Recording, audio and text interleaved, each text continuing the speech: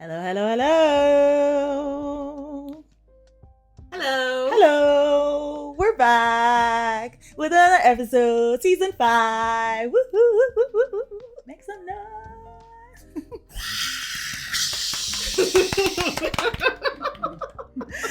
Welcome to another episode of Beyond a Thought podcast, where we're talking about issues you're probably thinking about. My name is Lynette. And my name is Z. And today we're joined by our very special auntie.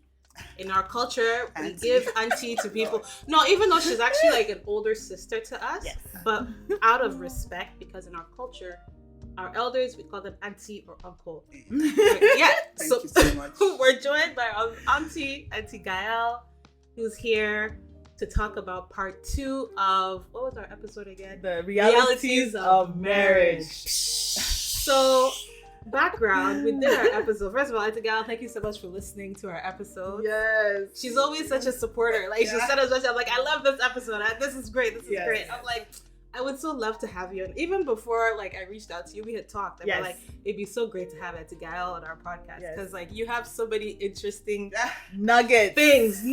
So many. Honestly, you do. So anyway, without further ado, we're going to be doing a part 2 on our realities of marriage. But there are some pieces that Lynette and I missed out on. So Auntie Gaelle is here to fill in those parts. And we're going to listen in. Yes. It's going to be a great conversation. We're so excited. Yes, I'm and excited when she listened to it, she was just like, next time go deeper. Yeah. And we're like, okay, you come. You come and go deeper with us. Yeah. So here we are. We're really excited to have you. Thank you Gaelle. so Thank much. you so much for coming Yeah. and come to share your story, a little bit about your story, and then what are the pieces that we missed. Yeah. Please give it to us, because over here we talk about real stuff, as you know. Yes. And we'd like the peoples to know your mind as well. So introduce yourself. Okay. Tell us a bit about yourself, your life, what you do. Yes. Yeah. Kids, no Okay. kids. So my name is Gaelle, like they said already. I'm from Burundi originally, and I've been in Canada since 2001. So I met my husband here. He's from Nigeria originally. He's an Igbo man. So those of you Strong who Igbo are man. Igbos, Let's you know, get into that. We'll get into that. you know what it means. Yes. So I've been married for, actually this August is going to be 21 years. What? Hey. God is good. Wow. I spent half of my life with this man. Yeah. Wow. Yeah, because I got married young. Yes. I mean, So let's start from there. Wait, but that's okay. So you're married to an Igbo man. I know what she might go into it. What did you say? How many children she did? Oh. You know, because that's also yeah, very sorry. important. okay. Sorry. So I have 4 children. 4 children. 4 whole children. 4 beautiful souls. Oh, yes. yes. 2 girls, 2 boys. Oh. And so What do you do in your I don't know. daytime? Yeah. You work. I work, part time or casual, whatever. We'll get to that. Okay. You know. Okay. Yes. But I do work, and I love spending time with my people, Yes. my family. Family is everything to me. So Until Gaelle has a girl squad that's like I'm envious of your girl squad. Very much. Really? I love it. Very much. I love how close you guys Yes. well, at least seem on what that we see. But they are. Right? Like, so I love it. Especially like as to an see adult. Yeah, as to a get grown woman. Grown women to have such like Yeah. close women Yeah. that you can count on, you can call on. Yeah. yes.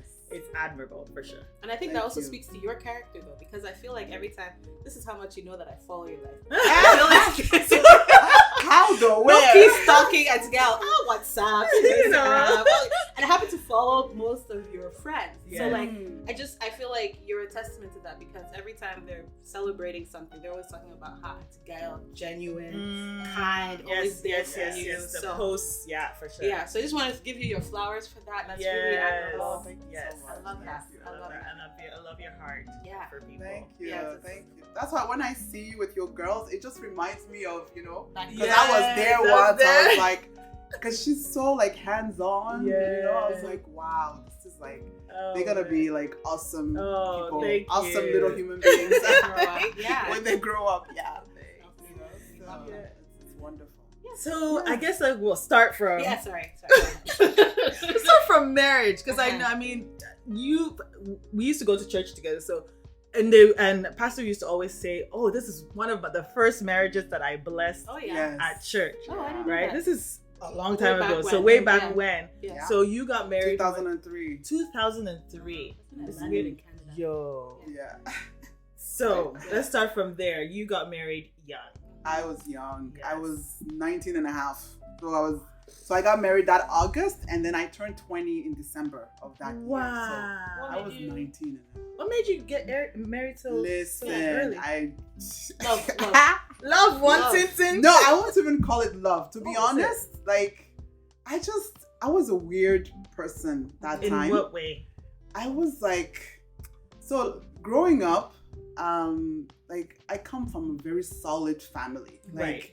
my parents, my dad was like, even though he traveled a lot, but he was a very hands-on, and I was the only girl. I have 5 brothers. Oh, wow. Right? So I was the only girl, and so even though he wanted to spoil me, but I was really like tomboyish. Okay. Like I wanted to be part of the boys, like everybody played soccer. We all did very male oriented things, I guess. Yeah. So that was just me. So I was not the kind of person, when I hear women say, oh, they used to dream about their wedding when they were like, in high school. I'm like, huh? Yeah, I was like that. Something was wrong with me because listen, that wasn't my case.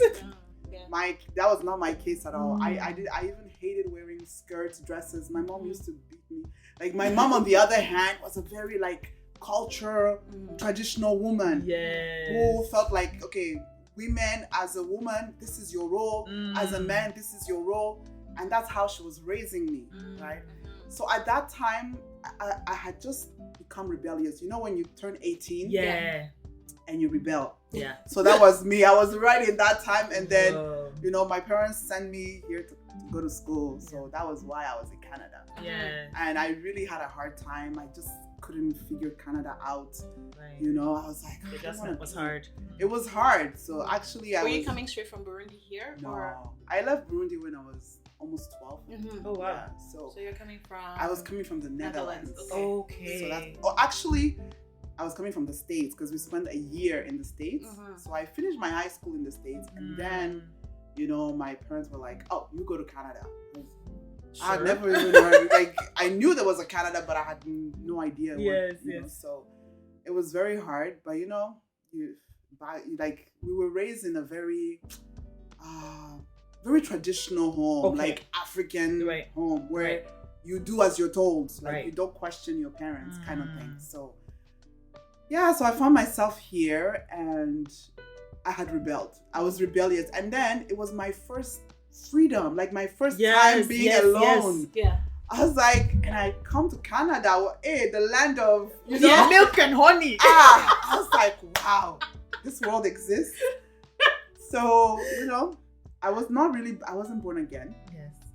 But grew up in a Christian home, so I did have the values, but my first time going clubbing was right here in Canada, so and so I was like this free, I want to be free, I want to just live my life, live my best life as a 18-year-old. I'm no responsibility, no care in the world.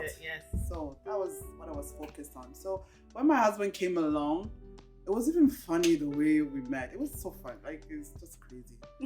So I had my best friend then at that time, so we had met, and then she had started going to All Nation actually. Right.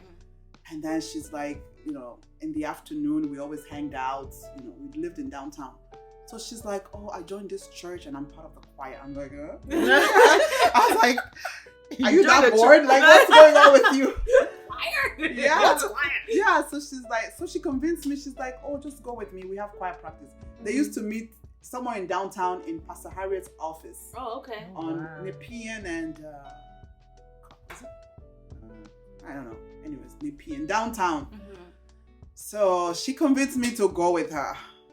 She's like, yeah, just go with me, and then after we'll go hang out. Yeah. I said, okay, whatever. 1 hour. It's not gonna kill me. So I went. My husband was in the choir. Really? Wow. I can't even imagine it. What voice was he singing? Bass. Oh, very, I see that. very Yeah, loud. I see that. Yeah, for sure. I see that. Yeah, so I come there and listen, if you had seen me then, I was like, you could see that I was wild. Yeah. You know, what you see is what you get. So again, Still I was a little in bit of a that time, spark though. not on my side. Not by your side. Trust me. So we get in, and then this guy, like literally, he stared at me. You know, these people, like stare at you even when you do the eye contact. Sometimes you look away. Yeah, like No, this guy just stared at me throughout the whole thing. I was like, what a rude guy. What is? I was even annoyed. I was honestly, I was angry. I said, this guy has no manners. Yeah. Like he just stared at me. I don't even think he knew what was happening. Like quiet, like. Think of a choir that day. Yeah, he just stared at me, but he was not my type at all. Like, so I didn't even think twice. Like, it was so. After that, anyways, we became friends. Actually, I thought he was more into my friend than me. You. Funny enough, you know, because I was always, even though I was wild, but I was the quiet one. I was the kind of, when you're in a group, I end up at the back. Yeah. You know, even when we're walking, you will just find me at the back walking, you know, with everybody. So I was that kind of person. So anyways, before I knew it, I don't know, one time he just invited us, everybody, the whole choir, invited the choir for dinner and everything. So we went, you know, again, in my mind, I thought he was into, because she was more like, you know, yeah, she was She like. was well endowed. Oh yes, she had everything, you know. Again, me, I'm very tomboyish, and I started doing all these things after marriage, really. But before, I was like, hey, I don't even want to be bothered. So, but I was cute though. I was cute. Yes. I mean, he was staring at you. I mean, I had it, but just not in that way. So, anyways, after dinner, you know, I just get up. I start, because again, the way I grew up. Yeah, it's cultured. You know, my mom taught me, listen, a woman is, you as a girl, you were never a guest in anybody's house. So, and I used to hate that because sometimes we'll go to friends, we'll go to, you know, when we're invited somewhere, we go, and after dinner, she'll just give me that look from wherever I'm sitting. You better be cleaning this You place. better get up. But I'm like, but This mom, is not my even the girls of that house, they are sitting down. The people that we came to visit, when they had daughters, you know, they themselves are sitting down. Yes. Why should I get up and start? What is this? I But get my it. mom will I look get it. at me. You know those parents who, The eye the is eye is talking. Every sentence, That was my the whole mom. essay. That was my mom. So as soon as I would just get up. Oh, sometimes even these girls, because we were all the same age, they'll be like, but who does she think she is? Oh, like, boy. they think, Yeah. you know that thing. Yeah. But you got the eye. I got the look, trust me, because if I don't do it, by the time we get home, I will not hear the end of it. Yes. So so that was already ingrained in me, even though I hated it. Yeah. But I just did it without realizing. Reflex, Yeah. So anyways, we finished. So me again, you know, I just get up, I start clearing the table. He's I go saying to wifey. I go to Wife the material. kitchen, I start doing dishes. Not even, like, honestly, I wasn't even thinking twice. He said that's the day he said, that's my wife. I love it. Really? A man that knows what he Yes. wants. Like, he's not trying to do that's when anything. he's like, this one, she's the one. And before you know it, like, Here we are. it became a bit stalkish, because I was like, you know, when he asked me 3 times actually, and it was all no. I said, listen, the kind of parents I have, please don't even try. Yeah. Let's just, if you love your life, just stay on your side. Let me stay on my side. Because first of all, there was the age. Yes. Like, we almost 10 years. Oh, you know? okay. I was So gonna ask, he's like 9 year and a half older than me. Yes. So And there's then that there's culture. age gap. Then there is culture. Culture. Then there is my dad. because you're the only girl. Like, Yeah, girl. so yeah. I was like, it's not gonna work. I told him it's not gonna work. Just forget about it. Yeah. Like, seriously. So he was coming at you like straight marriage. Like, Oh, he wasn't yes. even like dating. Nothing. Ooh. That's why I say, like, He knew. when a man knows, Yes, he That's knows. Yeah. yeah. Yeah. You know, just like the Bible says, it's the man that finds. Yep. Once he Yes. knows, there's He no need knows. all this dating. We only went out 6 months Mm. before we got married. Wow. 6 months, and all that time, like, it was more like him trying to convince me that, you Yeah. know, just give me a chance, give me a try, you know. Yeah. And So here I was, like the guy was just so adamant. He just kept going and going. And, you know, at some point, I don't even know, up till now, I don't know how he did it. Right. At some point, he got in touch with my dad. Oh, wow. I don't know. I suspect that he went through my phone and saw a number that said dad, and then he decided to contact that number. Yeah. Wow, so that's a man. Yeah. Really? Very motivated. Very motivated. Yeah. So the next thing I know, my dad calls me. He's like, "What is this I hear? Is that why I sent you to Canada? What are you doing?" I'm like, What happened?" Oh my My dad was so pissed. What is this? Why is there some guy calling me, telling me that he wants to marry you? What is this? Oh wow. I was like, Wow. I don't know. I was like, You're I just denied flabbergasted. everything. I said, I had no idea. I have no idea who that is. I have no idea. So, anyways, like before I knew it, I don't know. I said, but I saw things in him. Like, you know, my mom always told me, even though my mom, she's not the kind that ever spoke. Like, I didn't know nothing, honestly. You know, she did teach me a lot, but there's a lot I didn't know. Right. You know, I came to find out there's a lot I didn't know. Yeah. And I was like a fast bloomer too. Right. You know, so maybe she, you know, she didn't realize I was gonna bloom so fast. Like my periods even. Something like, I had it at 9. Oh wow. I had no clue what was happening to me. Yes. Because I had never had that talk. Yeah. You know? Yeah. Fair. Yeah. So and anyways, before I knew it, I said, okay. So one of the things my mom used to tell me, like, you know, things that you know about a good guy. You know, my mom always used to say, there's the kind you marry, right, and there's the kind you don't marry. right. You know, there's the marrying kind and the one that you just admire from afar and say, "Oh, that boy is cute, but thank you." Yeah. You know, Yeah. and you keep on going. Moving on. Yeah. So one of the things she always used to say, always look at how the man treats his mom, right? How he treats, like, if he has sisters, you know, how he treats his family in general, you know. So that was like very big key. So when I met my husband, he's the firstborn in 8 kids. Oh wow. Right? Wow. Firstborn in 8 children. Trust me. So when I met him, he was doing 3 jobs. And he put 4 of his siblings through school, university, everything, all the way through. And then he was taking care of his mom, you know, and his dad. Yes.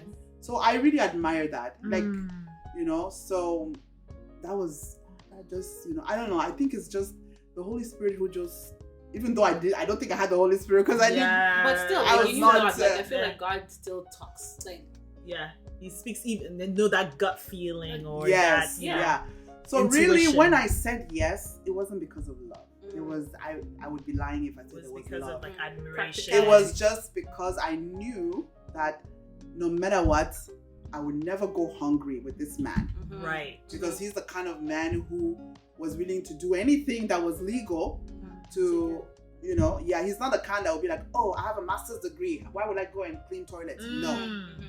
He's not. So I knew that. And I even said it. Like, that was one thing I said.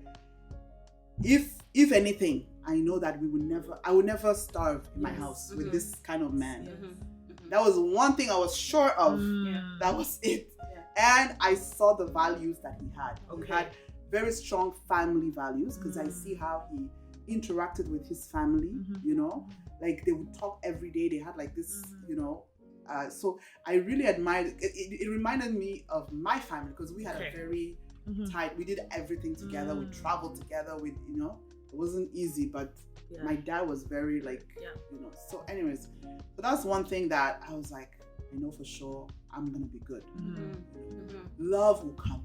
Okay. After a while. That was important. Okay. Yeah.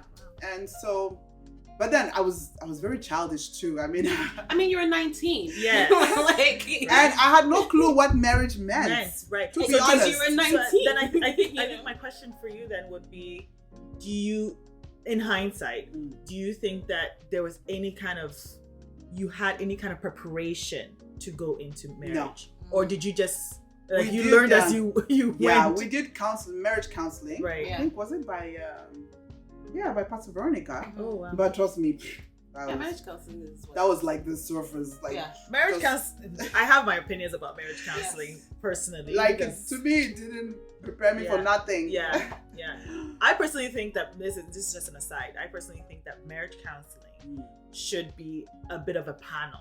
Like there should be a group of people that come together to do the marriage counseling. I know it won't prepare you. It won't there's no book that will prepare it 100%. But I think if anything, if is somebody on the panel that, for example, has 20 years under their belt, has 5 years under their belt, has 10 years under their belt, or newlywed and just a year or whatever, they can give you the different perspectives that come with different, with marriage. Then you can kind of see it. It's not like your story is your story, but then you can at least have some foresight as to what to kind of look forward to. Yeah. But I don't think one person has all that corporate knowledge. Right, if one person is the one giving you marriage counseling, but that's an aside. I agree with that. Yeah, I do. Anyways, and I find when it comes to the people of God, so like pastors and leaders and all that, I feel like they tend to brush the surface. They don't really spiritualize a lot of it. Yeah. Right, so they don't. That's it. They don't tell you the reality. No, they don't. Not even half of it. No. Not even a pinch of it. I remember my marriage counseling. Sorry to interrupt you guys. I just remember my marriage counseling. Like our pastor at the time was like, "Okay, so now we're on the chapter of sex," and then she just kind of like, "You guys have seen this already, okay?" So. Let's go with the flow. And then, but she said, but the one thing, don't bring the world into your marriage bed. And none of us knew what the heck that meant. What does that mean? So I was like, oh. Sure, I guess. And then the next chapter was finances in one session. That was it. Sex for 5 minutes. Not even 5 minutes. It was just skipping this. And then after that, it was finances. Join or don't join, it's up to you. Okay. Any questions? And we're like, no, I don't. What are you? You don't, because you don't know what you're supposed to ask either, right? Because if you take 2 minutes to skip over something, yeah. But anyway. So then, what were some of the shocks, the oh my gosh, what are in my own marriage? In your own marriage, like when you now got married. Okay, so you get married. Now you're 19. Now you're in this marriage. I mean, I've always been mature though, right? See, so the maturity was there, but I just didn't know what marriage meant. I just thought, listen, hey, free sex, without the guilt, no condom, right? Because no condom, nothing. I had come from the retreat, so I was all into this, I need to be right with God, Right. So I was not a virgin, but so after, when I now gave my life to Christ, and we went to my husband was like, you need to go to retreat. So we all went, the first retreat ever. We all went together. So we came back, We're the trailblazers. You guys trailblazers for real. Yeah. So I was like, okay, I want to be right with God. So hey, marriage, okay, license to have sex anytime, any day, no guilt attached to it. That's really all I thought. It was just, to me, I was like, it's just gonna be fun. Somebody that's gonna keep me company, that's gonna make me happy, that's gonna, it's gonna be fun. What was the eye opener? What was a lot of things were eye opener. Where do I begin?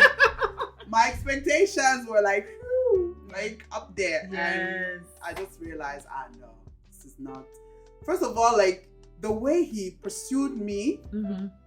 Before we got married, and then once we got married, I was like, hey, if I could even get a phone call during the day, I would celebrate. But I was like, what is going on? What's going on? So you realize that the dynamic changes, 100%. And it's not like you're married to a bad guy. No, my husband is he's a good guy, strong values. Yes, he's a beautiful man. But it's just, I had to really understand how men think. First of all, I had to get to the point where, I was like, this is an alien. What is it? Because sometimes I'll be like, hey, I will say one thing, and then just even the communication, it was hard. And then, I mean, the first year was nice because there's that passion. There's you're just, your hormones are they're going off.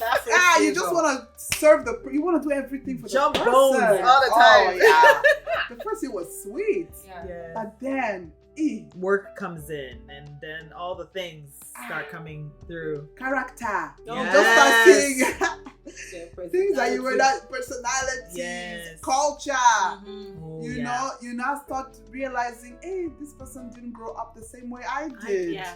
You know? So all these things come up. My husband was like, in my culture, men do not go to the kitchen. I say, Hey, number one. Hey. Yeah.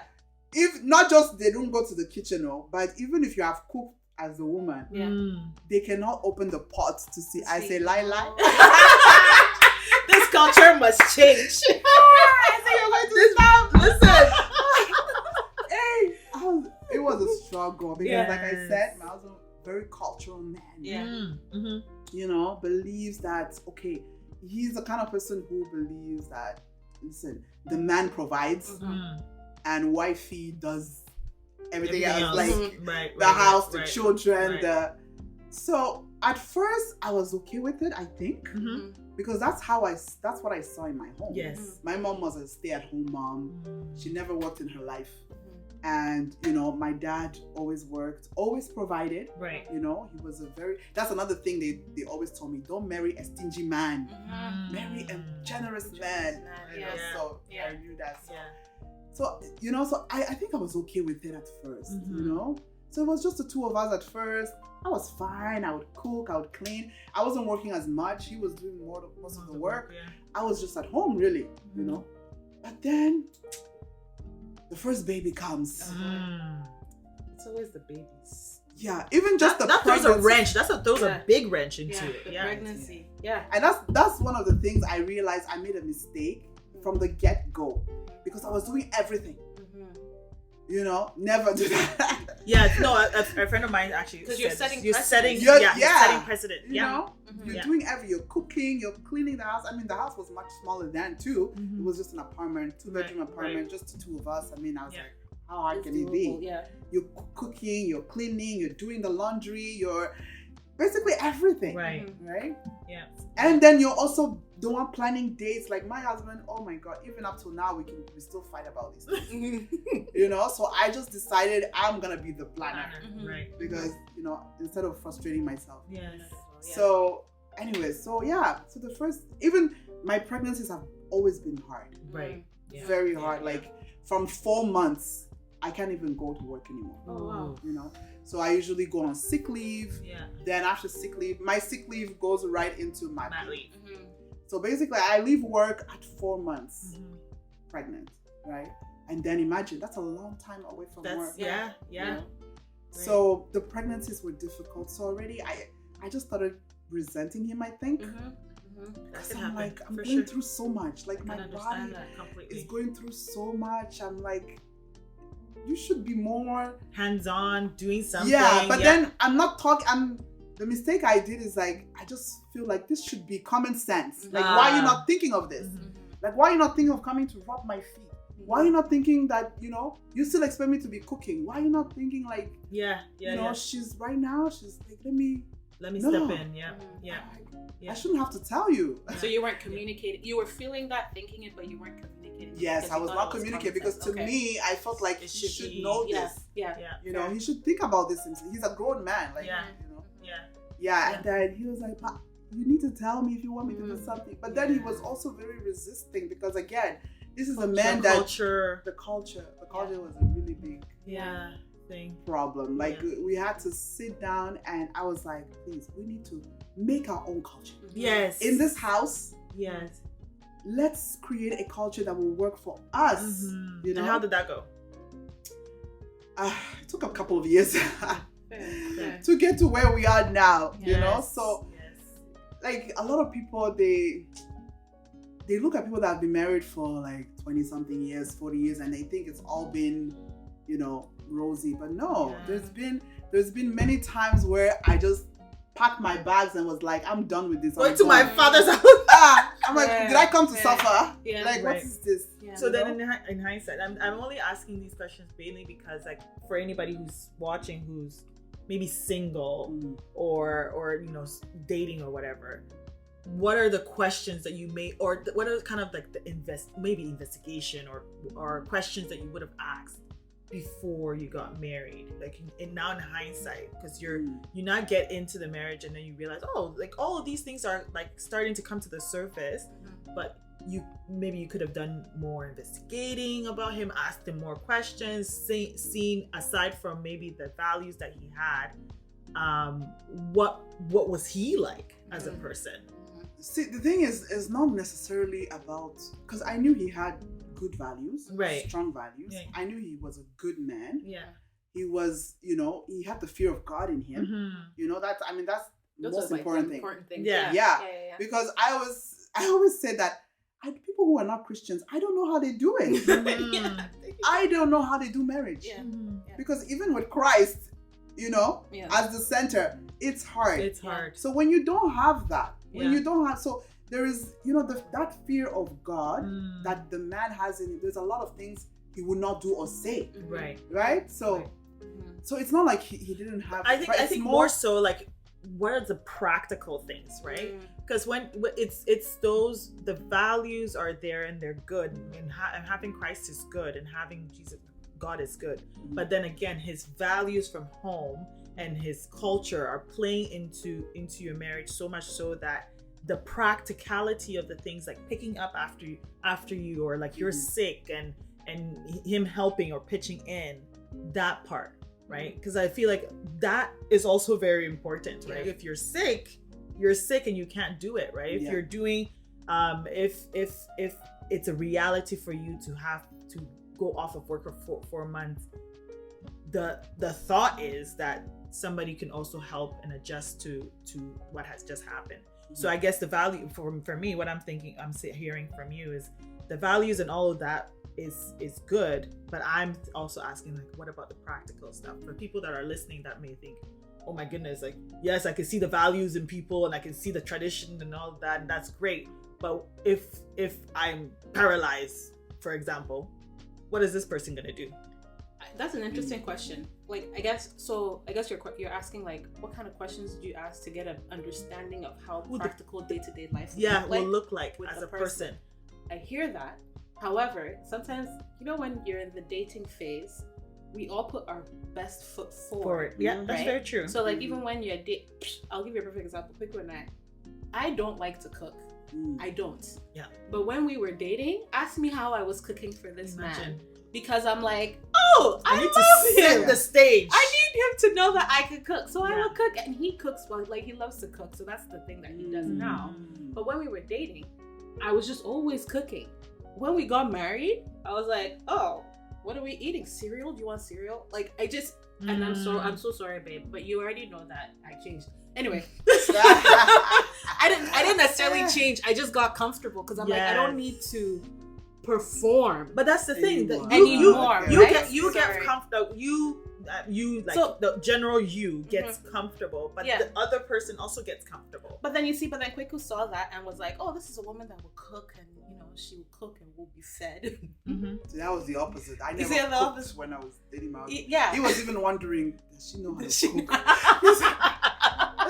Let you go by faith. Come and tell me, because I was like, why the heck am I gonna cook for you? Did you marry me? Why are you married? Yeah, like, again, I was, he even asked my friend, "Is your friend?" Oh gosh, that's hilarious.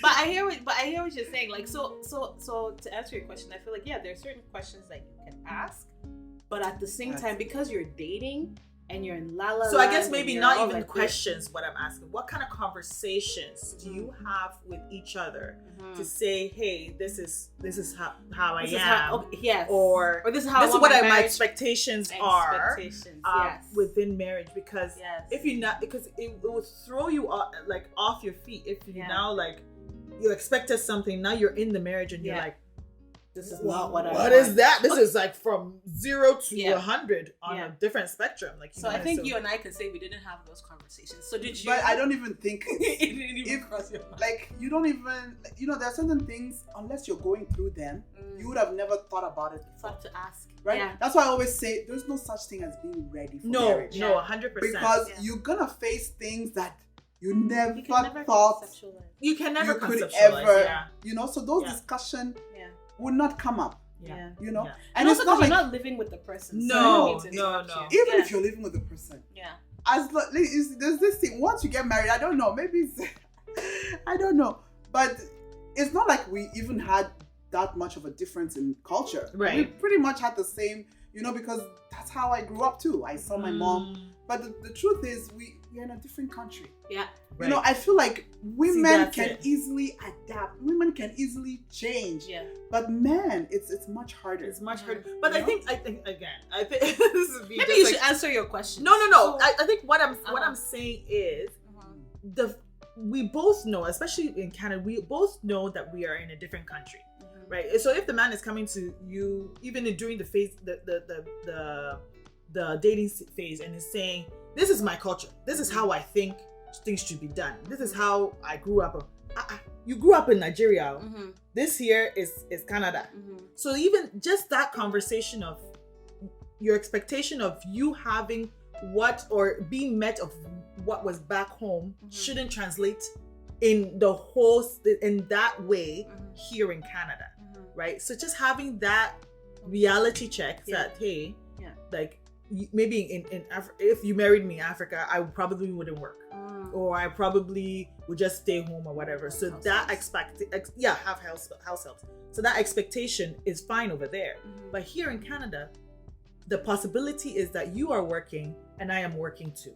So how do we now work that together within the context of Canada? Exactly. Right? Yeah. So that I think that's just what I'm thinking for people that are going, and not that you set all expectations that this is what it is. There's some things that is gonna blindside you and you don't know at all. But just the if at the very beginning, if you can see some of the signs where if he's like, this is how we do it, so this is how my mother used to do it, or this is how we're in a different context, right? So just having that practical conversation about things that actually can happen, right? Fair. The truth in marriage is that you can have the conversation. That's fine. That's fine. Now, does it happen? But then if it doesn't happen, right, in the dating phase, if that conversation happens in the dating phase, it's the way they will answer it will kind of give you an idea. Will it? Sometimes they might answer it the way you want, what you want to hear. Do you understand? Like so. But then I also think that you have the choice then to say, this is not what I'm doing. But then what? I don't know. You wait for somebody who you can actually practically see. No, but what if he tells you, yeah, for sure, like, okay, and then you marry, and then changes, something else happens. What do you That's do? the thing. No, man. There's no amount of before marriage. There's no amount of conversation or whatever that was, because once you're now married, things can change. I agree with you. Fair. Listen, things change. Yeah. Whether you had a discussion before or not. not. Yeah. That's why when it comes to marriage, first of all, this is what I would say to those who are yet to be married, right? You must first be the right person.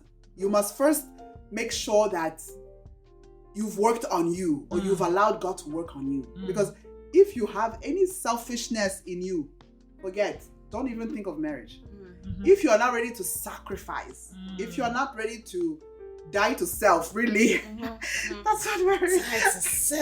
You must be ready to die to self. Yeah. Which means, listen, once you marry, your life is over as you know it. Like, once you know, honest, over. Yes. Fair. That's very true. Yeah. Now, if you're ready for that, then you can now start looking for the right person. Yeah. You see? Yeah. So you have to make sure that you are whole, because listen, if there are some people that, like me, for example, I said, he's gonna keep me company. So I was kind of lonely. So I thought, okay, I'm not gonna be lonely anymore. He's gonna make me happy. No, your husband is not there to make you happy. No, trust me. 0 out of no. Yes, I'm still figuring that out. I'm like, why is he not there to make me happy? No, I don't understand. But that's too much pressure on someone. On one person. Yes. I mean, but and then vice versa. Are you going to be the one to make him happy? Yeah. If he makes me happy, why? If he define happy, you can't. I will make him happy. You can't keep up with it, because the truth is, feelings fluctuate. Yes, right. Feelings are all over the place. Yeah. What makes you happy today may not happy tomorrow. He has to find out. See. No. Okay, I know. No. I know a little bit. Anyway, let's continue. Let's get off of my case. So that's a girl. Mm-hmm. Yeah, so like, I had to really, and then you have to choose your battles, right? Right. Because no man is perfect. Mm-hmm. Nope. Maybe yours, you've been able to sit down and you've been able to work the role thing. Yes. You're okay. Mm-hmm. But it might be another area where it's not perfect you will struggle there, Yes, right? yes, So yes. you have to basically choose your battles. What is it that I can live with? What is it that I'm willing to, what's the word? To compromise. Right. And what is that I would definitely not compromise on? Mm. It's a deal breaker. Yeah. Right? You must have that deal breaker. Mm. But chances are you as a woman will have to compromise a lot more than the man.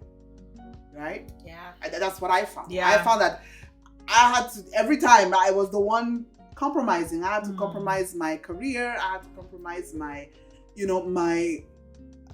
what I wanted, before I decided to, like, I wanted to do stuff, right, in life. Right. But then, kids come and then, hey, I'm the one breastfeeding. Hey, that breastfeeding thing. Oh, Lord. The breastfeeding. And I did it religiously. My kids loved the boob. They're your handbag everywhere you go. My dear. Oh. My husband loved that. I would even try bottle. I was like, you must take bottle. I think, because somebody else must feed you but me. Because that was my husband's excuse. But what will I do? I can't feed them. So you can't. So I have to carry them everywhere. Yes. And my kids breastfed for 18 months. Wow. All of them. I'm telling you. Even to get them off the breast was a problem. I had to leave the house for 2 weeks. Sure. So that, So that was like, I just felt like, why everything is on me. Yes. I just felt like I'm carrying more of the load, And then all my kids were C-section. So there's that period of, my body was just broken down. Yes, run down, broken down, all the things. Like if men could understand what we go through. Yes. Seriously. But then I think that also brings some level of like resentment, like you had mentioned before. But you're compromising constantly and then resentment builds up. How do we now come from resentment to I love you? Yeah, like how do you back navigate that? again? How do you now navigate that? So the thing is, you see, love is not what makes marriage.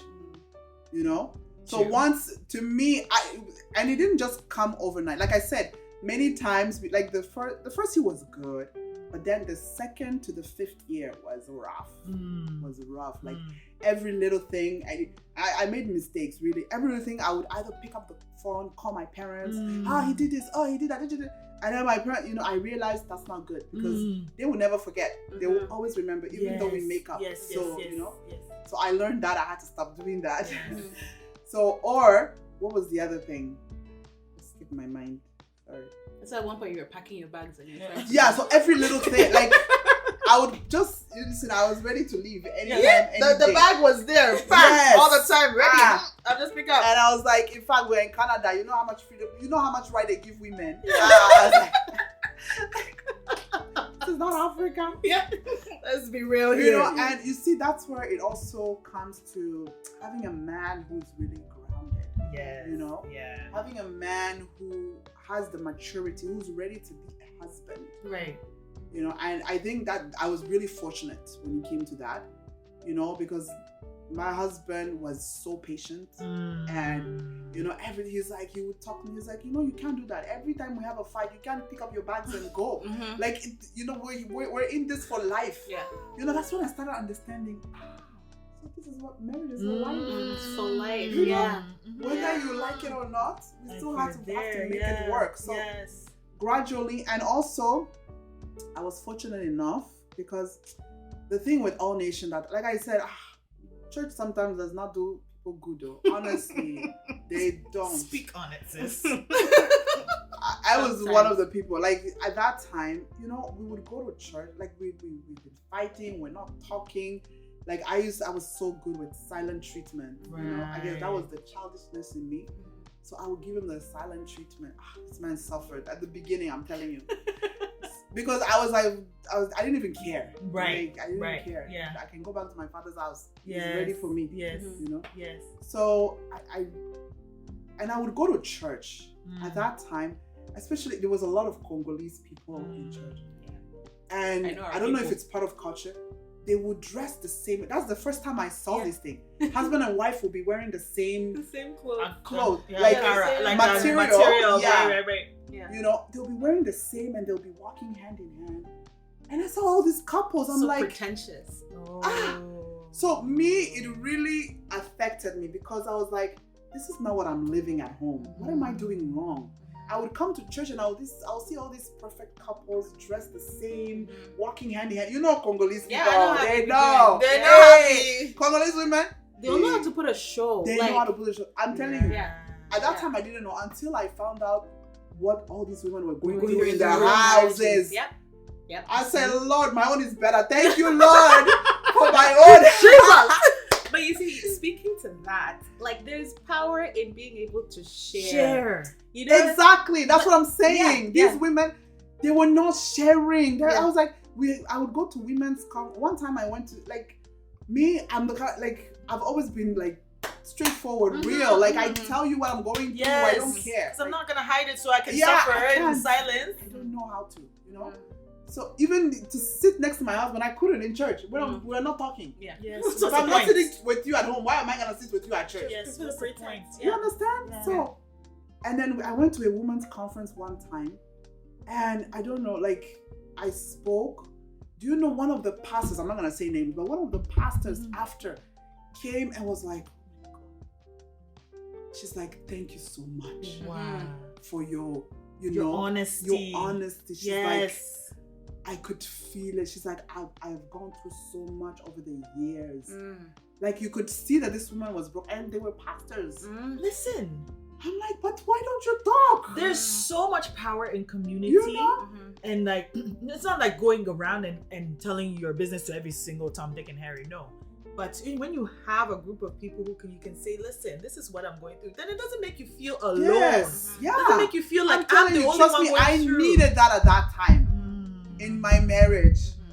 I needed that. Not only I was young, I just felt like I was lost because I would come to church and I would see something else. Yeah. What these women were portraying and was it doesn't like equate to any. Yeah.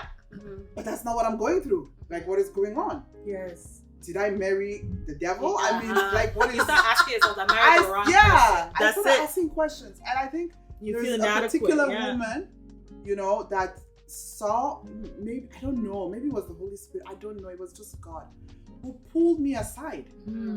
And from that time, like, this woman brought me to her house, and she really, like, we started talking. She started opening up to me. You know, and then after that there was another woman. So there was two women in particular at church. I'm telling you, they saved my marriage. And I think it's God, it's just the Holy Spirit who used them. Yes. Because they, you know, they started showing me the reality of marriage, you know, and I started understanding, like, it's like, wow. They're like, listen, the grass is not greener on the other side. Listen. If you like, when I started hearing some of these women were like literally abused physically, and they will still come to church holding hands. Yes, with the rapper, with the, like with that rapper thing, because she looked so nice. That was my first time. Like, that really affected me. I was like, I hear you. Yeah. You know, and only to hear what these women were going through, I was like, I'm like, no, I'm not. I don't look up to you, ma'am. Please, keep on walking. You know, like no. So that really helped me. It just, I felt like I just grew up overnight. I just, like, when it came to marriage, you know, and I just started looking at things differently. You know, and I just started understanding. You know, thank God for these women. You know, and they really wanted, like, she would come to my house. She would show me. She would just, you know, teach me ways to, because they're like, listen, you're not gonna leave your marriage. You're in this not in for the books. life. Yeah. When God created marriage, divorce was never part of it. Never, you know. And I know people sometimes will quote, Moses gave them the right, blah blah blah. No, it was because of the state of your heart. Yes. That's why, you know, he made an allowance kind of, but that was never the, so I started understanding, wow, the state of my heart can, make or break it, so it's like you start growing, it's not like it becomes easier, but you just learn to deal with things that come in marriage in different ways. So many things are thrown at you, so many things you can't really know now, even now that you're 5 years now, you don't know 10 years from now what you're gonna face. There are certain things that you don't know. You must go through them, but just know that, this is what I would say to everybody, just know that marriage is work. It's work. It's hard work. It's work. Give an example of what kind of hard work you're referring to, in terms of like, because we hear marriage is hard work a lot, but I'm like, okay, practically example of what makes it hard outside of it. So let's say, I mean, in my case, for example, like, I was doing in like the house, anything that had to do with the house, I was doing most of the cooking, the cleaning, and then when the babies started coming, everything that involved children was on me. Like my husband. Let's throw sex into that mix of things. Sex, to be honest, has never been a problem. Oh, Like I understood that assignment. Me too. Listen, I understood that assignment. Yes, I understood very early that there's beautiful sex, but then there's also dutiful sex. And those have, a place for everything. There's a place for everything. Yeah. Like me, like even when we were not talking, that was even the best one. When you're angry at each other, like, because the truth is, this body has needs. The same way that your stomach will tell you when you're hungry. Yes. Are you gonna say I'm not gonna eat because I'm angry? You will starve to death. I've done that before, Shelly. I'm so stubborn. How long can you go without food? Yeah. Well, I can't fast. Jesus fasted for 14 days. Really? Let's say, for example, you don't know how to cook, right? Yeah. And your husband cooks for you, brings you food. You're like, I'm not eating your food. How many days are you gonna go? Your stomach will tell you, ma'am, you better eat it. Your body will. So it's the same thing. Like, I don't know. Like, so like amidst having all the children and all the chores and all that, you still had the energy to still do the do. Yes. Wow. And was that mainly for your needs or for him? It was because you most of the time you're not in the mood at the same time. Yeah. No. Yeah. Sometimes you are in the mood and he's not, and vice versa. Yes. The rule we have is that, listen, this body is not yours. That was one rule we made. This body that, listen, like when I see him coming out of the shower and I'm looking at this body, yeah, you're fine. Even though I'm angry, that's why attraction is important. You must be attracted to the person, And over the years, listen, my husband, he was so skinny, So now you fed him the a goosey. He's got muscles in the right places. So sometimes I look at this creature coming out of the shower. So come over here. Yes. This is where you're gonna be. Yeah. Let me show you how angry I am. I hope my friends are laughing. Let me show you how angry I am. Okay. So, let's come talk. There's been many times where we will do the deed and then we'll go back to our own corners. I'm telling you. Yes. Oh yeah. Yes. You have needs. Because I got my needs satisfied. Yeah. You go back over there. Yes. But the funny thing is that when that thing is still going on, you tend to resolve matters faster. Yeah. That's Yeah. I can count on my fingers literally how many times I've actually said no. Oh wow. It's very few. Like unless I'm sick. Sometimes you're sick.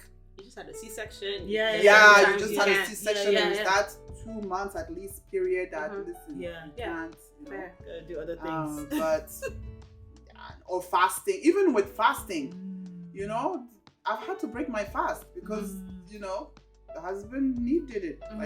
You know, what do you do? Or I had to compromise. Yes, I'm still gonna fast during the day, but at night, I'm gonna do the do. You know, because you have to agree. Like, it's very important. That intimacy, or intimacy is different from sex anyways. You know, but both are important. That's for sure. You know, like, so, I honestly, I never really had a problem in that department. Okay, let's go. I guess go back to Z's question and like, what makes marriage what hard? makes it hard? When you're doing all of the what makes it hard is that, you know, you find. I mean, for me, I found that I, as the woman, was always the one expected to maybe say sorry first, or you know, go the extra mile to make things work, to keep the peace going. I just felt like I'm the one that had to do the first step, you know. And then even after, look, you know, so you as the woman, and you know, society plays a role in it. Oh, it's not just culture. 100%. Because I remember, you know, when my kids were really young, and you know, my house was a mess. You know, people will come and like, it will be so like judgmental.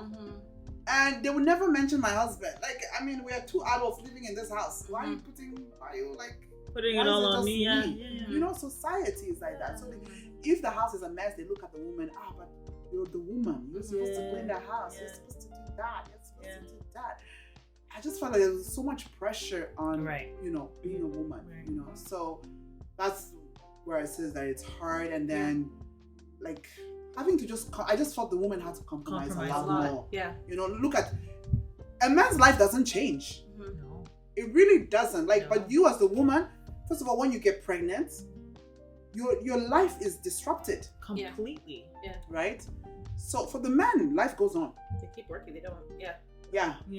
They keep growing even in their career. Oh yeah. You understand? Yeah. So, but a woman, when you're on mat leave, you're not there. Yes, thank God for this Canada. Your position is guaranteed. But when you come back, those who didn't take mat leave, they will be further ahead than you. Because the opportunity were presented to them. Yes. Different You were not projects. there. Projects were given. So all those things. So I had a lot of things that I wanted to do. I wanted, at some point, like, before I met him, I even wanted to go to medical school. But listen, like, babies start coming, and then at some point he now wanted to start a business. So I had to basically leave everything I'm doing and just focus on his business. So it meant that I had to be at home. You know, for a long time I didn't even work. You know, I mean, he's always been good when it came to providing, but then you as an individual, you want more for yourself. Right? Oh yeah. And so it came to a point where I just felt like, am I just a mother and a wife? You know, what about all these other things that I wanted? All these dreams I wanted, a career, and everything was put on a hold. And then initially it was for 2 years. Okay, 2 years came. Like, what's going on? Come on now. Can we, you know? Can we speed it up? Yeah. Oh no, like, you know, we hit some bumps and blah blah blah. That's business, right? 4 years. Then it keeps going.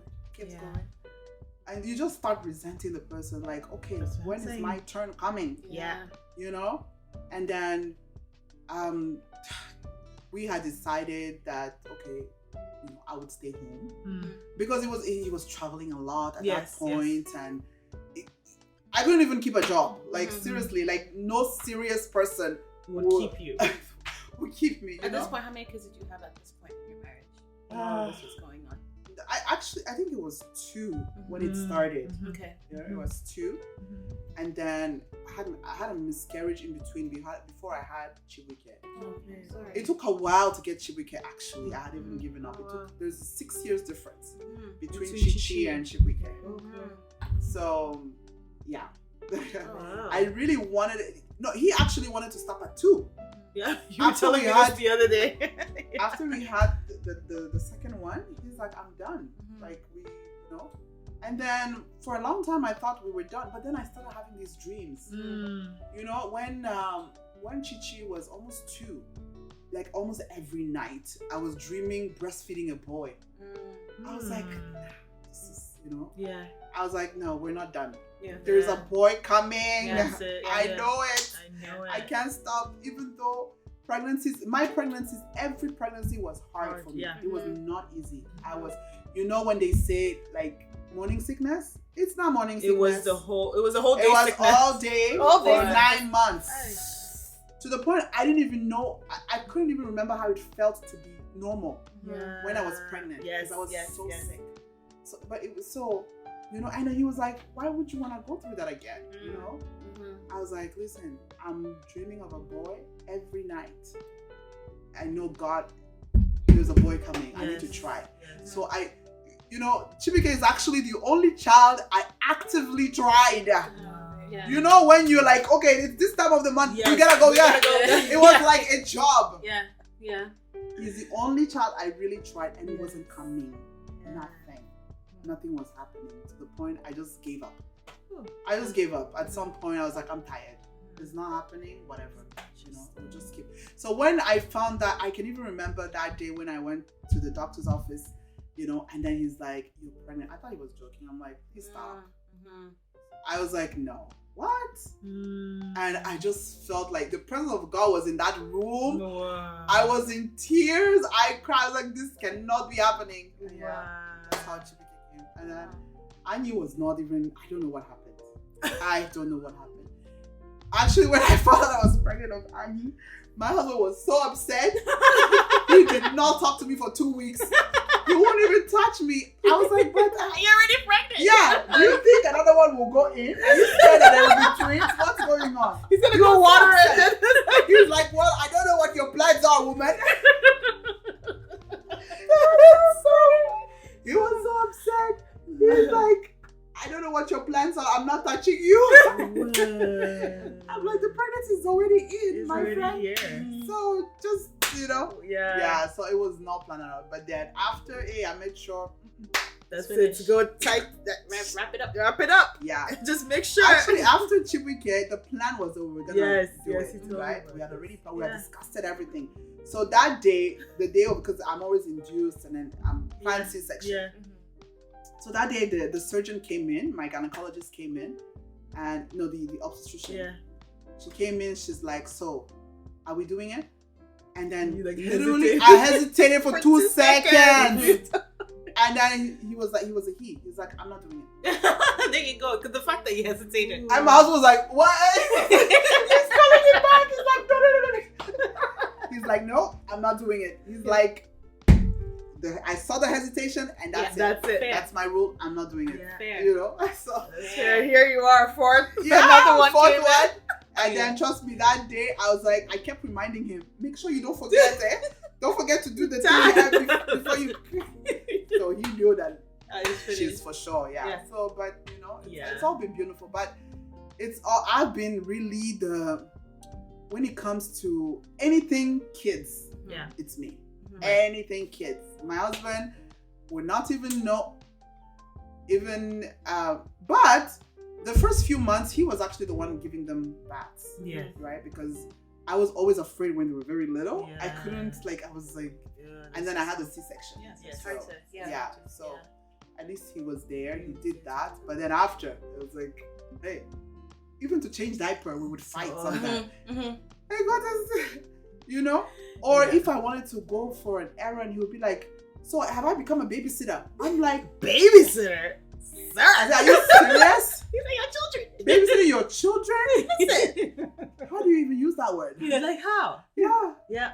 So I guess for the peoples who are not married and want to and desire to, I'm not saying everybody's story is different, but there's things to consider if you want to get married, right? There's things that you have to think about just based on the conversation we had. There's things you have to consider before going in, because you don't know, and you never know what can meet you along the way. You don't never know how your relationship is going to turn out. Everything that you may be going through in the dating stage may not necessarily translate into marriage, and oftentimes it doesn't.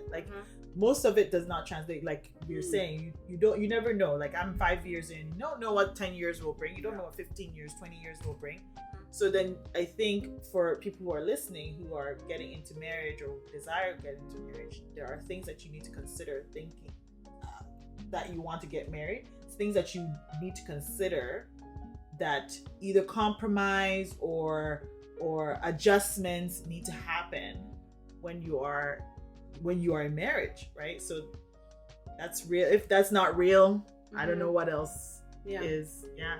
And I think listening to you, I think the one thing, and I'm learning a lot. Like Me I'm too. just listening to you, Yeah. I'm learning so much. I think the one thing that I'm realizing for myself is that this concept of dying to self is pretty much paramount. Yes.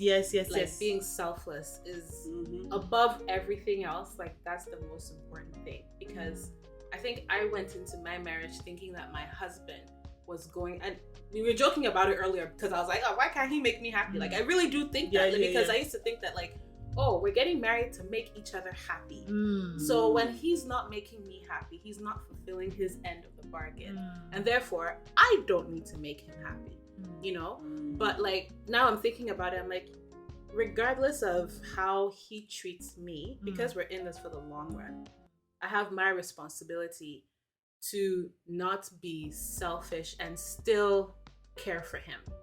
Right? Because I remember one thing that you said when we were at church, a long time ago. I can't remember what we were doing, but you were talking about how sometimes you'd be so upset that you cook food for the kids and you wouldn't cook food for him. I did that. Or like I did so many petty stuff. I did so many petty stuff. Yeah. I remember when she said that, I was like, hey, me too. I do that sometimes too. Because he'll come home, he's like, I'll go out and I'll get like Tim Hortons for all the kids. And because I'm fighting with him, I don't even think about, oh, I know that he likes apple fritters. I just wouldn't even get him anything. And then he'd be like, did you get me something? I'd be like, why? Why? Yesterday you were telling me I'm this. Yeah. Now today you want me to buy you something because what? I'm not getting And I realized, I'm like, that's so childish, number one. So I'll be the first to admit, very petty. Thank you, Auntie Gaelle. I'm very petty. But like realizing that selfishness doesn't serve me at all. It doesn't serve anybody. And so when you're single, I feel like when we're single, we are very selfish because you don't have to care about anybody else. No. So even that transition from going to caring for yourself, and then all of a sudden you jump into it, and now you have to care for somebody else.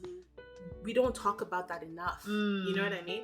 I think we just talk about the sex, we talk about the companionship, but dying to self, like I haven't heard a message about that in a while. And even when I was courting and stuff like that, I didn't hear about that stuff. You know, because I feel like if I had not necessarily, I guess in hindsight, I'm talking in hindsight, so it doesn't make sense. But if I had some sort of understanding about the seriousness of what it means to die to self, and to serve another, right? Like knowing that marriage is serving, constantly serving the other person. At least the mindset will be there that, listen, I'm serving this man. I'm serving my purpose, or my part of my job, or my purpose as a wife is to serve him. I think there are certain things, at least from my marriage, that I would have avoided. Being more sacrificial, I would have avoided it, you know? So I think it's a work in progress. It's a work in progress. Even me after 20-something years. Hey, we're still here. I'm not there yet. We are still petty going. as heck. I'm so petty. Oh my goodness. No, but at least the pettiness won't last long. You know, I don't know. Now it's no, you will get there gradually. And you know, marriage should be promise-based, not product-based. So it shouldn't be based on what the other person does. You see, you get to learn this. No matter how and it's really like, it's very hard. Oh my goodness. Because it's more like, listen, I'm married to you as long as, you know, that's things are working out. If you start misbehaving, you start doing opposite of what, you know, then I'm gone. But no, that's not what we're asked to do, I think coupled with you know, both your points about like being selfless and the sacrificial aspect of it, I think because we are human and our emotions are so attached to everything that we do, resentment is an emotion, like it's an emotion that you do, like hurt is an emotion that you feel, and these all come out of you trying, you know, we're Christians and we're trying to be sacrificial and laying our life down before, you know, for the other person really. Mhm. But the emotional aspect is always the one that is really contending with all of that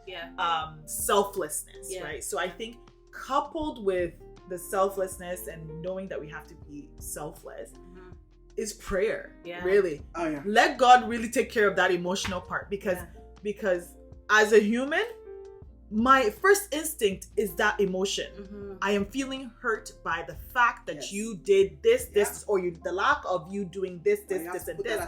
You have to put that aside, but it takes a while. It's very hard to put that aside. It's very hard to come to the point where you're like, to go past the hurt. On a lot of times, most of us are in therapy because of hurt, right? Because I just got there recently, right? So and hurt people. We love therapy here. And hurt people hurt people. Because if I'm hurt, I am going off of the emotion that I am hurt. So I want you to feel the same way that I am feeling, and that goes against the selflessness that we're trying to do. So let God take care of that emotional part, because in your trying to be selfless, in your trying to lay yourself down and do all the things, your emotion is also just around the corner, contending with. But in marriage, one thing I've realized is that the way God works, is that so for those who are Christians, right? So do you know that in marriage, it's more so about you. It's more so, it's not about, because we tend to be like, we tend to complain about our spouse. Sometimes it's a reflection of.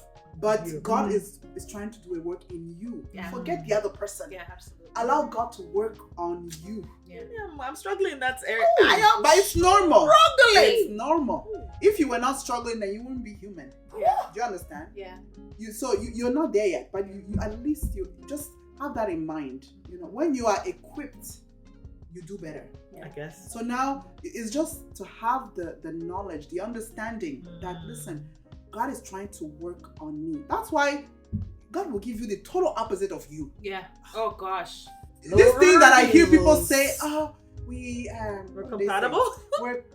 No, they say there's a word they use. Is it soulmates? We're soulmates, or we're the same people. We're the same people. We're the same. We don't fight. We just connect. We complement each other. Things like that. Listen. We complete each other. All the things.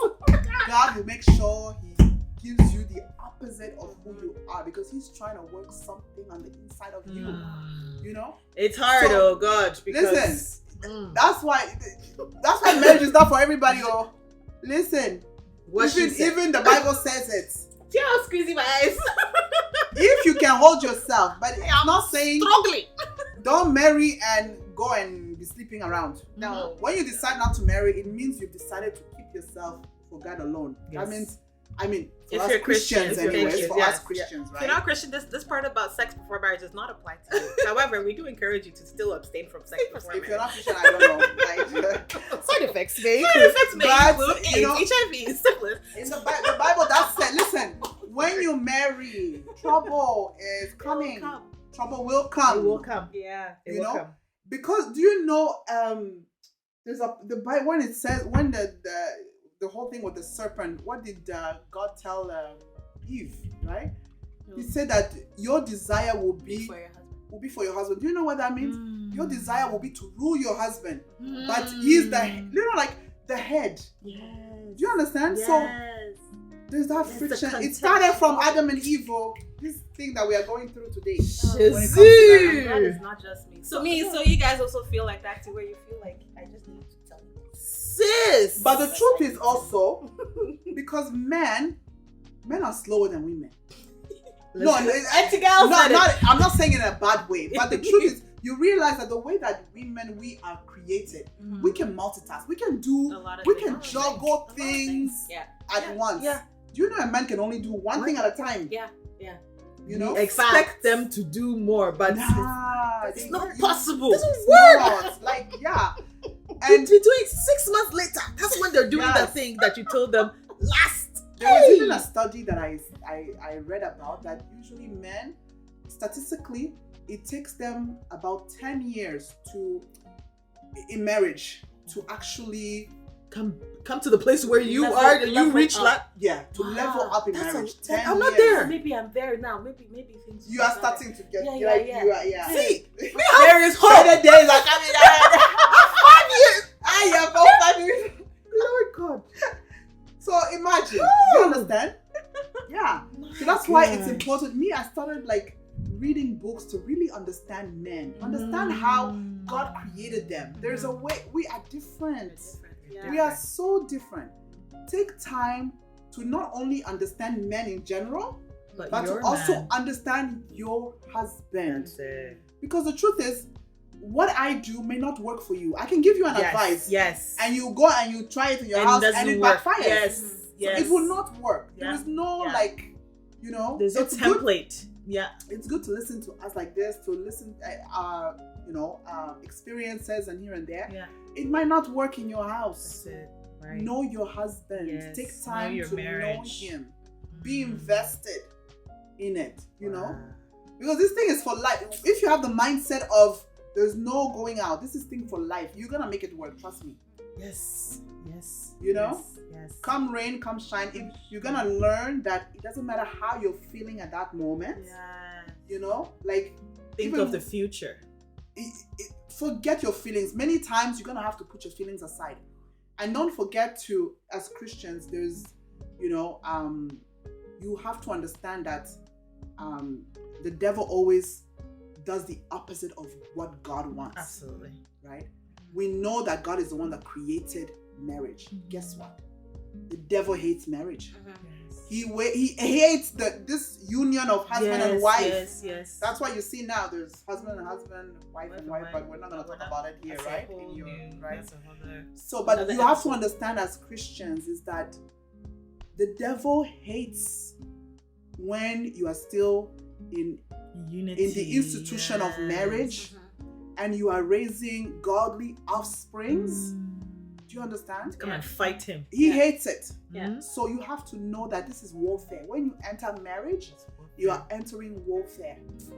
If you want marriage to work, if you're a Christian, even if you're not a Christian, I would invite you to try Jesus, my dear. Hallelujah. If you are struggling, listen, give your life to Christ. Yes. Because it will not take not away the problems. Yes, but there's hope. But there's hope. There is hope, and change will come. That's the thing.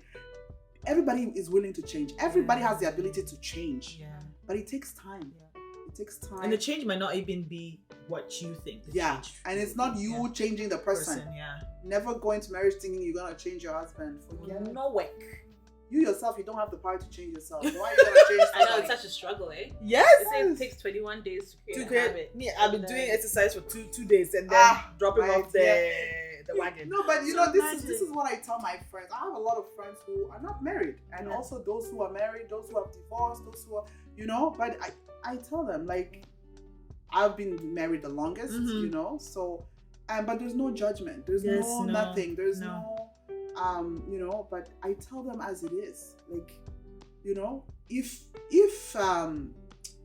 you desire marriage, it's a good thing. Yes. No it's problem. A good thing. Yeah. But just know what it means. Yeah. It's not what you see on Hollywood movies. Hollywood has ruined us. Can you pull up the marriage vows on your phone, please? I have a point that I wanted to marriage vows? These days, people even change their marriage vows. Exactly. They don't want to say for better or for worse. My dear, you better say it though. So the worst is coming. Thank you.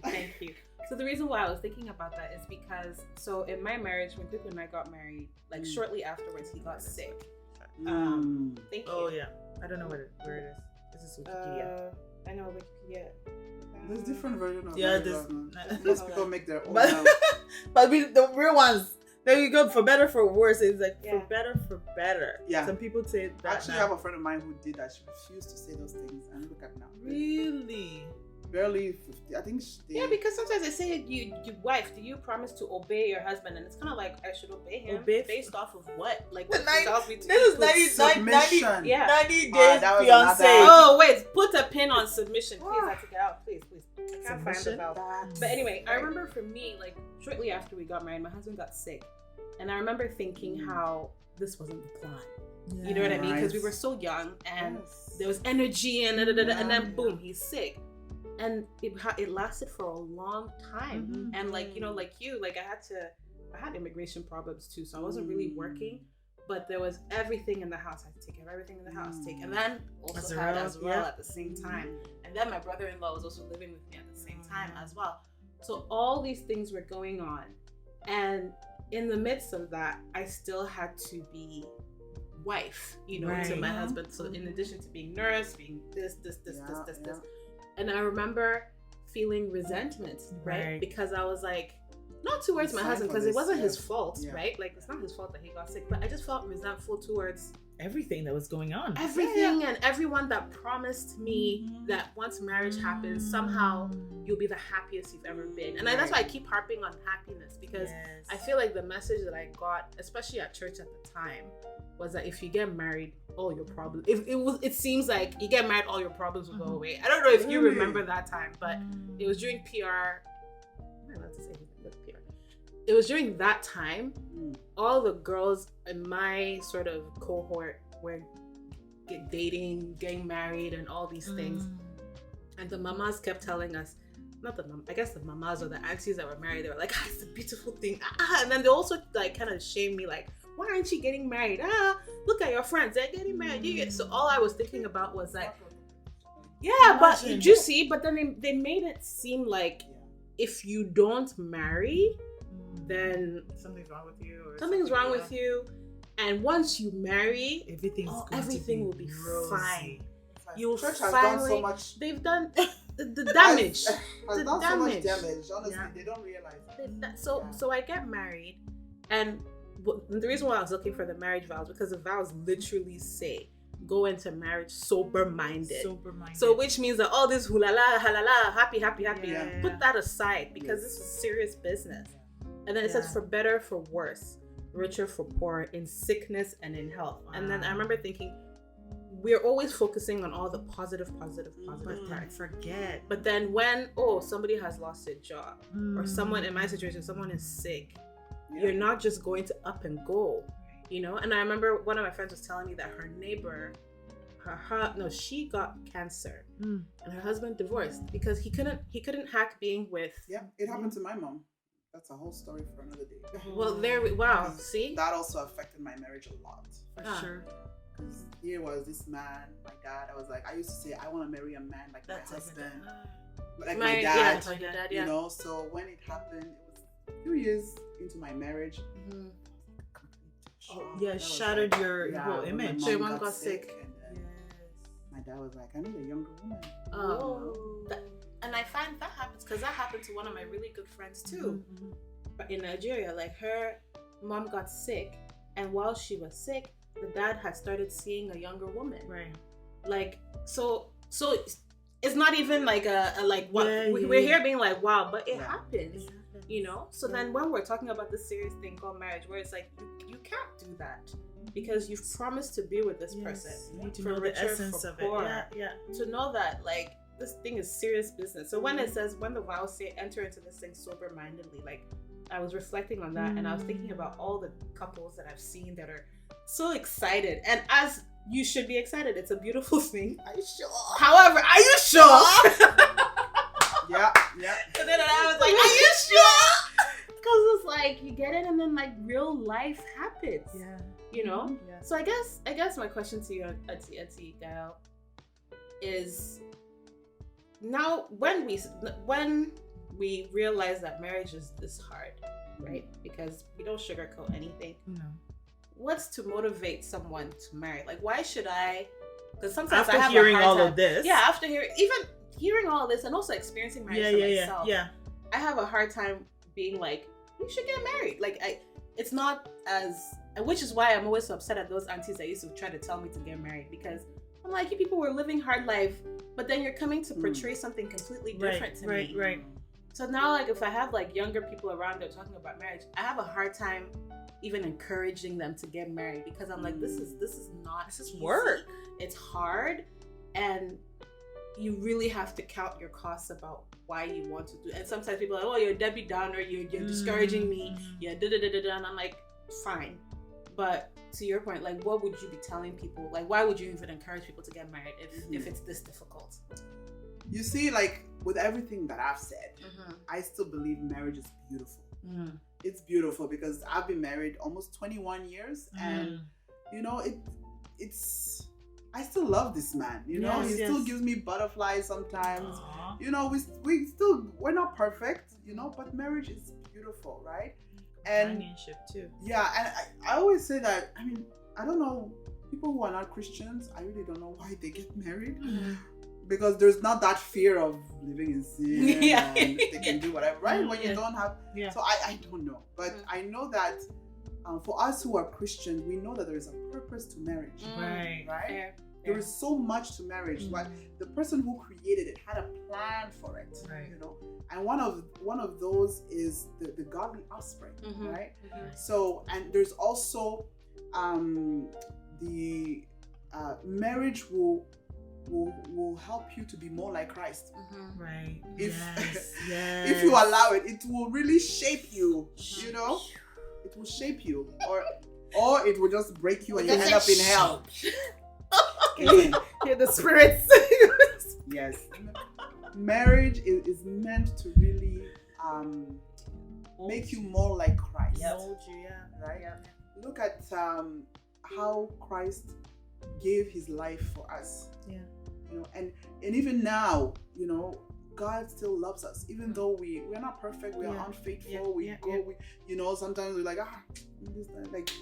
we are so easily swayed. Right? But he doesn't give up on us. So that is how I should be when it comes to my husband. You know, I need to be more like Christ. I need to be more Christ-like. And that's how I need to treat my husband. Even though that's why they always even say that even if you are a woman and or a man, you find yourself with an unbeliever as a husband or wife, don't leave them. Because of you, maybe. Yes, because of you, they will change, right? So I would encourage everyone, if you desire marriage, you know, I would say that go ahead, but make sure you allow God to work on you first. You must be the right person first. Right. You can't be carrying baggage and go and, you know, you gotta be whole. You gotta be secure in yourself. You gotta be happy already. You know, you gotta, like, you have to work on you. Right. You know, work on you. Because a lot of times we as women, we forget. We're always thinking, oh, I want this man. I want a man that is that has a degree, that has a job, that has this, that has that, an already made man. That's what most women are looking for. You know, but what are you bringing to the table? What are you, you know, are you emotionally mature? Are you you know, like, not just like physically, emotionally, everything, your values, your character, you know? If you have a terrible character, don't get married. So I would say if you desire it, go ahead, right? Because even if I tell you don't, you will still do. So what's the point? If you decide, but just know that there is something about marriage that nobody tells you. Right? And even if they tell you, there's no way of you knowing until you get into it. You just have to go through it and have Christ. Like I said, if you have no Christ, I don't know how you're doing it, to be honest. Because me, if it wasn't for God, I don't know. I'll be a single mom somewhere. You know? No, this is such a great conversation to have. I mean, I think as you're even giving off your final thoughts there, that don't let Hollywood deceive you, because I feel like that has superseded what truly marriage is supposed to mean, right? All the stories and all of those things have superseded what God really created marriage for, and the essence of marriage, right? So don't let TV and all of those things deceive you. In the movies, you will see them. They will say, "I love you." How many times? 100 times a day. When you haven't, you know, or be kissing all the time. Like how? We have jobs. We have jobs. Like, it doesn't pay the bills. Even those that stay at home. Listen, I stayed at home before. It doesn't happen like that. It doesn't happen like that, right? So it's not real. Be very cognizant of the things that are real, you know, and the essence of what marriage is. And Gaelle, thank you so much for trying to unpack that at least a little bit, to bring it a little bit to the surface, because a lot of these times the conversations, very surface level that like we've said. And yeah, marriage is great. It's a beautiful thing. Like I say, there's so many paradoxes in it. On the one hand, like it's hard. On the other hand, it's such a beautiful thing to have such a companionship with another person, right? So it's great. It's just like motherhood is also like paradoxical because you're on one hand you're exhausted, but on the other hand you're like, I love them so much and this is so beautiful, right? So there's a lot of paradoxes in anything, right? Marriage is one of them. So I think if anything that I'll say, maybe to wrap up, is that like think about it, and yet we're all here. Yes. If you have any conversations, if there's anything that's on your chest, that's something that I have a friend, it's a mutual friend of ours that is very good at asking questions. Like she's very good at asking questions and trying to pick your brain on certain things. And I love that about her because it's yes, nothing can prepare you, but at the same time you can ask the questions that are burning that make you want to, like, you know, kind of assess whether or not this desires for marriage is something that you want to. So this was a great conversation. Thank you so much. Thank you so much. And I will say too, just quickly, if you're already married and you're going, you're struggling, you know, don't keep it to yourself. You know, a lot of the women they suffer in silence. You know, they always say that a problem shared is a problem half solved. So literally, like, find a few women that you can confide in and talk to them. You know, I always encourage this to my friends, both the married and the unmarried one. It's very important. Don't keep things to yourself. The truth is, like, you're not the first one. And you will not be the last one. There you go. So nothing new under the sun. There is nothing new under the sun. What you're going through, chances are, maybe I've been through it. You know, we've all been through it. You know, so, but the devil will make you feel like this is an isolated case. It ain't. And then he'll make you think like, oh, you married the wrong person. Your marriage is going to fail. So you are a failure. Find women and speak. It's so important. You know, it's really gonna help you. You know, so don't suffer in silence. It's not being humble. It's not, you know, there's things they say, oh, whatever marriage happens in your marriage, don't talk to them. Like, no. Just find a couple of people that you will die in that. Like seriously. People will find out that you're dead and they won't understand how. Right? These are some of the stories we see on Facebook. Like, but they were so nice. It was you get off this, but the guy's beating her, or the girl's beating the guy. Yes. One or the other. Somebody is beating someone. Somebody is beating someone. So don't suffer alone. Because depression is real. Right? You know, I see women who at my work they literally have to, they work in the government. So on the outside, they look perfectly fine. They've succeeded in their career. But do you know that a lot of these people, they have to come and take medication before they go to work? My gosh. Because of depression. And there are some that, you know, because a spouse, a lot of them, when you talk to them, it has to do with the spouse. You understand? So don't keep it to yourself. Talk, women. Talk. Find women that you can confide in, even if it's just 1, 2. Not usually family. It's not a good idea. They're biased. But right? So, but talk, women. So that's very important. Anything you want to add? No, this was great. This was so good. Thank you so much, Auntie Gaelle. I learned so much. I'm sitting here like, Me, Really? I'm thinking like, Z, you're so petty. But the one thing I learned is like, God ain't through with you. He's not done with working me. on And you know, I just came from a women's conference, so the Holy Spirit is stirring up. Is really like working on my selfishness. So I'm gonna go home and ask for forgiveness. Yes. I've asked for forgiveness so many times. Like, please forgive me. I even write letters, and my husband is so good at keeping letters. Like, he has these letters that I wrote. Remember what you said.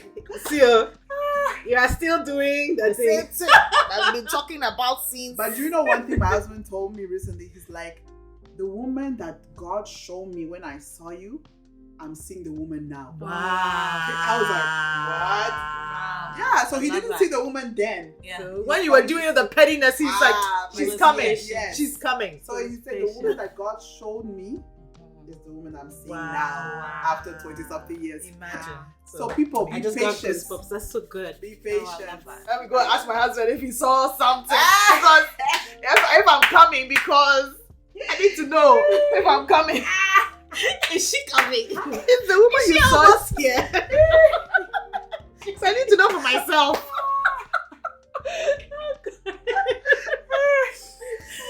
Anyway, no, this was great. This was Thank great. you. Until next time. Bye. Bye. Thank you so much.